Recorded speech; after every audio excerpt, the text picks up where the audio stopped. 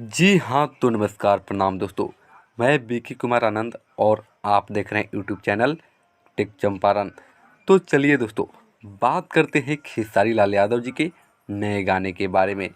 यहाँ पर जो देख रहे हैं तेजस्वी यादव जी और खेसारी लाल यादव जी और इनके दोस्त, यानी इनके दोस्त जो है यहाँ पर आरजेडी के नेता है। लालू बिना चालू बिहार ना होई, यही गाना जो है इनके ऊपर आ गया है।